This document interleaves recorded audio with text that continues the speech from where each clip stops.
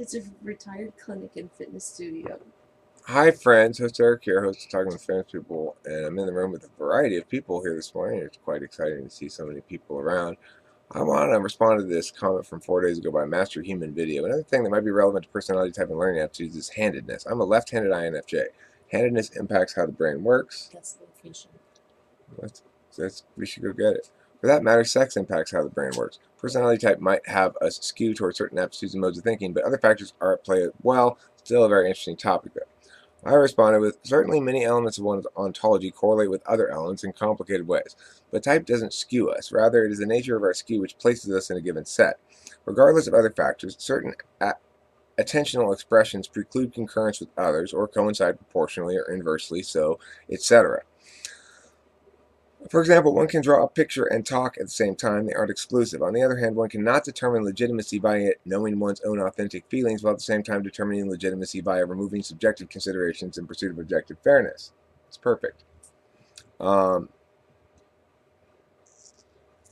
might do them in succession, but not concurrently. And to the extent a person prioritizes one avenue of thought in making a decision, he necessarily discounts the other. It is these relational mechanics that make the cognitive function model the largest framework. It's illocutionary in focus and relational in its mechanics in ways that allow one to parse out all other factors being argued as the expression of the one arguing. I'll make a video when I get the chance. This is that video. Good comment, thanks. And then he says, yeah, good point. Skew probably wasn't the best word choice. There's a little semantics play in there, but overall, I totally agree with what you're saying. One's type is essentially the foundation for perception, thought, learning, and behavior. But at the same time, if women are twice likely to be INFJs, it's clear sex differences in brain development have a significant role to play. I certainly don't see that role as all encompassing, just meaningful. After all, sex is perhaps more tightly linked to genetics and brain development. And at least in terms of IQ development, the Flynn effect seems to indicate that population health and nutrition impact intelligence like it does height and lifespan. So it's not entirely out of the question that it may influence type as well. Also, I get the feeling that handedness correlates with some MBTI types, but I could be wrong. In this case, however, I'm not fully convinced that the in utero hormone levels thought to determine handedness is a process distinct from the development of type. If lateral preference and personality type share a developmental process, the actual impact of handedness on type learning, etc., may be zero. I certainly don't know enough to say if this is anything other than a big complex mess, but it's interesting and potentially worth a video. I'll tune in if you make one. And despite what I said, I still agree that type, regardless of call it, the all-encompassing nature we approach the world with. I was just trying to account for differences in perceived logical ability between your INFJ guest and myself. That said, the INFJ box is large and diverse all by itself. Thanks for the reply and have a great weekend. First of all, I want to say that this guy's a great writer. He's a great writer in the sense that there are no mistakes. That's very rare. There are no stylistic mistakes, even. And he's very smart, really bright. So uh, I like what he says about those things perhaps linking. I mean, I do believe that to some extent there are in utero factors that determine things like handedness and type. But yeah, I need that so badly. I desperately need that thing. Um,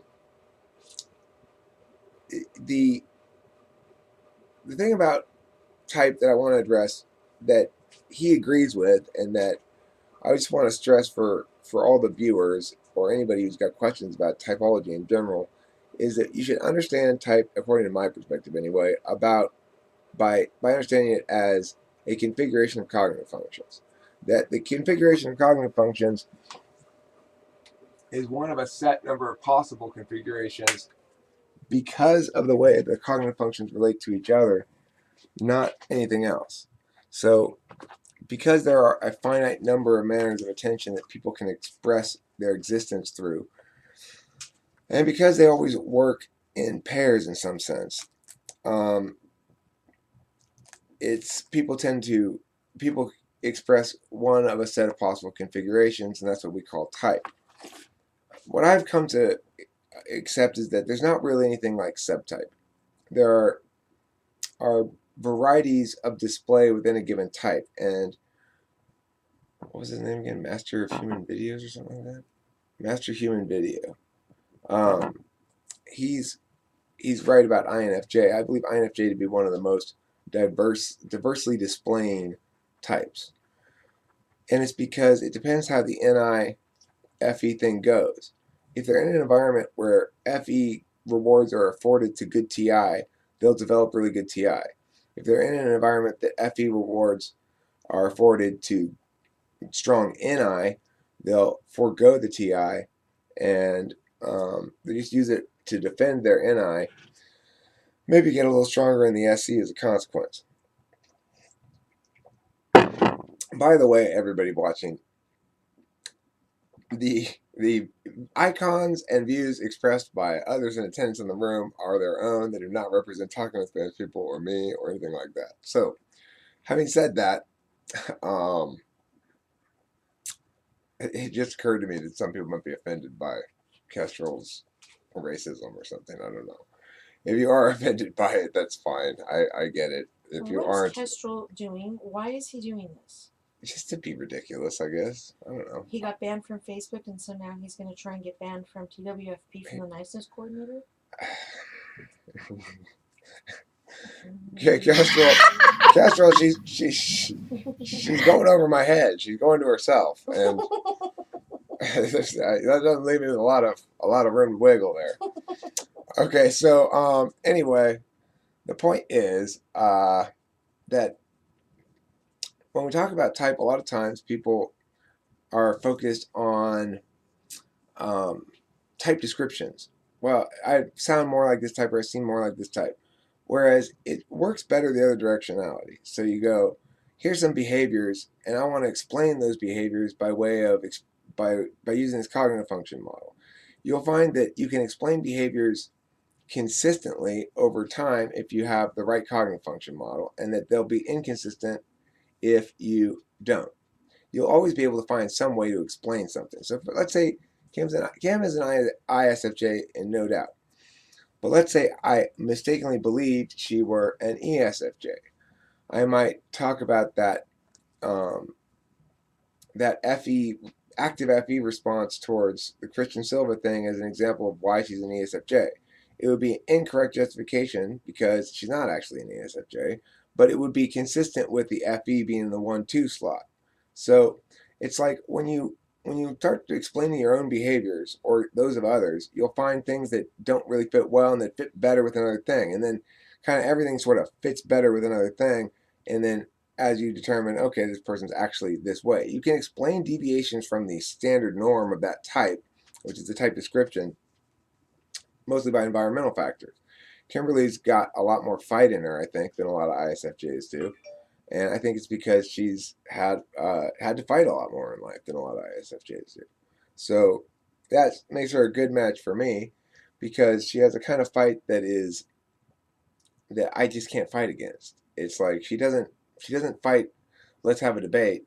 She just basically displays unsatisfiedness until the problem's resolved. So that makes us have very few pointless fights. That a lot of people have a lot of pointless fights because they're arguing about things they're never going to come to any sort of resolution about. And really, I don't normally do that.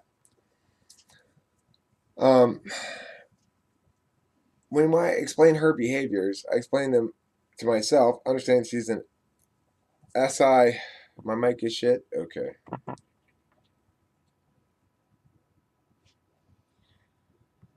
There is something though that we do that people notice right off is our little bickery bantery thing we do. Yeah. Is my mic better now?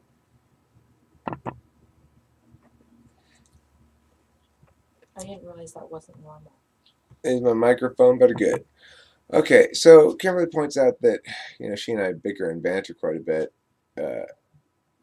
We have like a playful Bickering thing that goes on that other people think is kind of odd, or note anyway. So that's probably above typing. It's like that's not exactly a type thing for her and me. It's because we both have 8 in our tri-type, and I like to include an Enneagram tri-type in my understanding of people as well because they seem to complement each other. Cognitive function type and an Enneagram type seem to complement each other without creating any contradictions or running afoul of each other. Enneagram explains how people are configured emotionally, what kind of emotion they prioritize as the most important emotion to deal with, the negative emotions. And it says, Enneagram tells us that there are three basic core negative emotions: anger, fear, and shame, and that each person deals with other parties and deals with those emotions uh, according to certain strategies. So my tri-type is 7, 8, 4.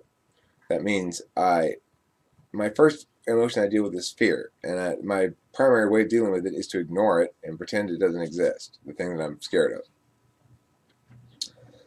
And the second Enneagram tri-type for me is 8, which means I deal with anger by being angry and by fighting things out. And my third is 4, which is individualism or being contrarian or being the iconoclastic type. And that's my way of dealing with shame. In other words, if instead of achieving to make other people believe my worth or being helpful, I am iconoclastic. I juxtapose myself against those norms. So that explains my sort of emotional positioning to the world, and the cognitive function typology model explains my added attentional configuration. When we talk about manners of attention, there are 3 kinds of manners of attention, or 4 kinds of manners of attention. Really, 4 kinds. There's action, epistemology, or knowing, deciding or evaluating, and interfacing. So your extroverted judging functions are your interfacing functions. They interface with either world systems or social systems. That's TE or FE. Your true judging functions are introverted feeling and introverted thinking, and they judge things according to either objective, non-subjective considerations, consistency with other known things, or subjectively based on your own feelings. And then there are 2 um, action functions, and those are extroverted intuition and extroverted sensing. You're either acting metaphysically in terms of language or symbolic representations of things, or you're acting physically in terms of things that aren't. And there are 2 epistemology functions or knowing functions. You either know from your own experience what you've learned, what's already happened to you, or you know from gleaning things that appear to be implicit to the world as rules of understanding them. So those attentional manners relate to each other in ways of exclusivity, proportionality, inverse proportionality, etc. This is something I go over fairly frequently in these videos because I believe it clarifies much of the confusion that people have about cognitive functions in general.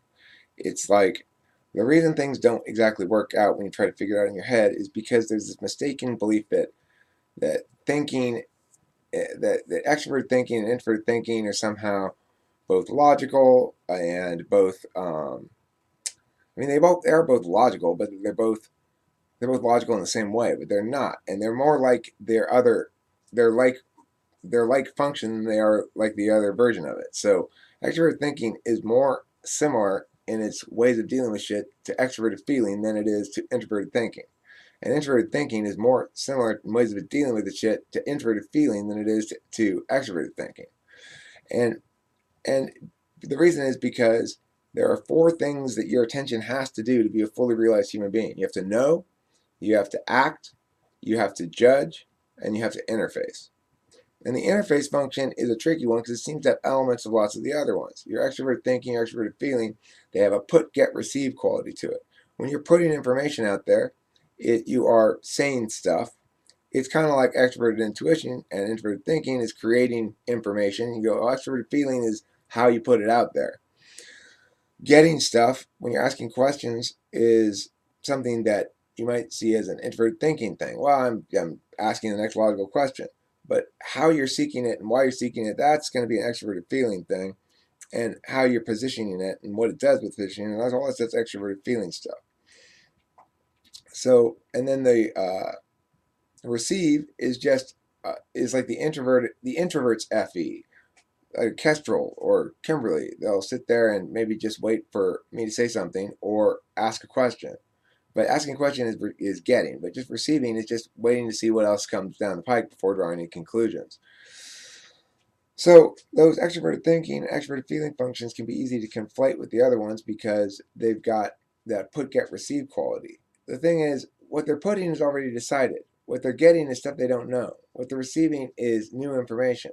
So it's like between the other functions. It happens on this edge of time called the present in one sense, and then it manages its but each of those things manages all of its equity across time. So they're the most split functions. They have the most across time metaphysical aspect. They have the most real time physical aspect. They're the most both subjective and objective of the functions because of the nature of their interactivity, even though they are respectively subjective for TE and objective for FE. Me, I've slept. I slept my ass off. I just have a question about introverted intuit. Okay, ask away. Why am I echoing? So I know it's like using the inward to create a map based on your intuition, not your experiences.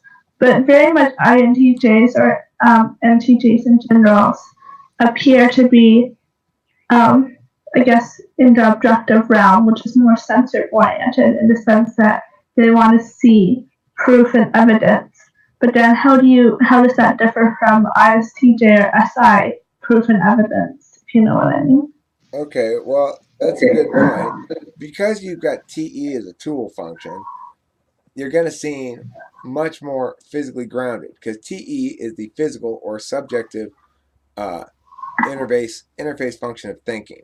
So its logics are subjective. In other words, they're specific to the particular instances in which you interact with the world. You don't care about the generalization. You can do it well enough. In other words, you can universalize out rules and theories and schemata to apply to things in general, but you don't really see the point of it because you're a particularist in your tool function's orientation. You have a particular goal or thing that you're addressing that relates to FI and it also relates to your TE, which is telling you how to address it. You're thinking across time, if I do this step, this step, this step, this step, what's going to happen? That's your TE using it. Your NI is directing you to the best course of steps to take from the TE perspective, and your NI and TE work together in this way to act upon systems in the world. As a consequence, you're blind to FE because you're not considering how the social systems interface with the world systems, because then it becomes too complex and you can't possibly process all that information. It's too many variables. So for TE tool users, they have FE blindness because they understand so well how the world systems operate and how to be efficient in those, especially with NI up front, because SITE, they get better and better over time by learning new tricks, learning things that work, and then sticking with those. Learning this next thing that works, and then sticking with that. Learning the next thing that works, then sticking with that. That's how SITE goes. But NITE is able to, well, the TE doesn't generalize or universalize. The NI does, because the NI is objective. So instead of gleaning from it, I know what works because I tried it that way. You glean from it, I know what works because now I see the underlying pattern of the system. I understand that, and so I can understand why it works and how it works, and that's lets you generalize out better. It also lets you intuit about more abstract things than ISTJ does. ISTJ is pretty practical and grounded in what they think about. They're really good with systems like my neighbor ISTJ, who's a postmaster. He's in charge of a bunch of mailmen and telling them where to go and making sure the packages get to the right place and stuff like that.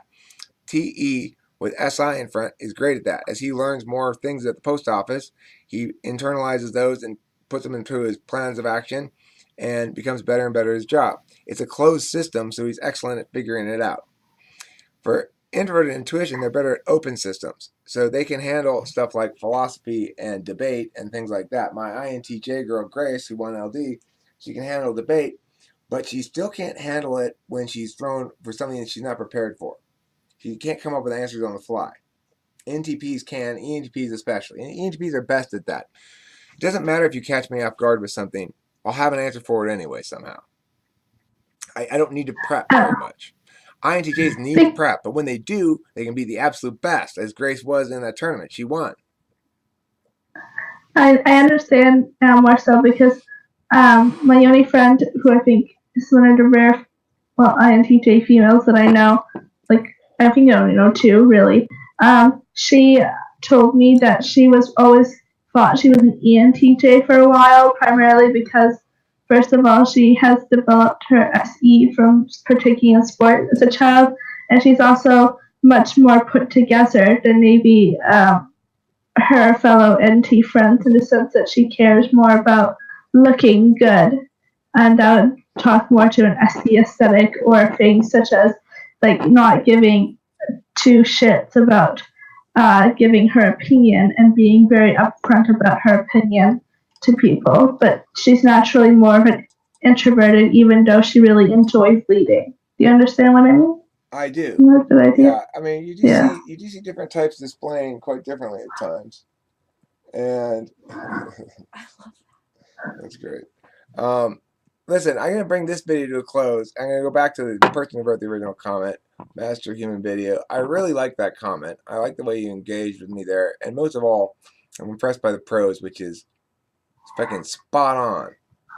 So, yeah, INFJs can have amazing TI and they can have shitty TI, and it depends on the INFJ. And that's, it's kind of true of ENTPs as well. ENTPs can have fairly shitty TI sometimes. It depends on the ENTP. Anyway, thanks for watching. Any other comments from anybody here that want to comment on anything? No? Okay. Thanks for watching. Don't forget to eat plenty of cheese and etc.